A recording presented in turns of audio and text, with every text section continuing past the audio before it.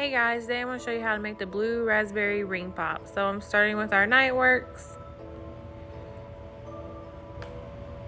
Stir that around. I'm going to add some ice.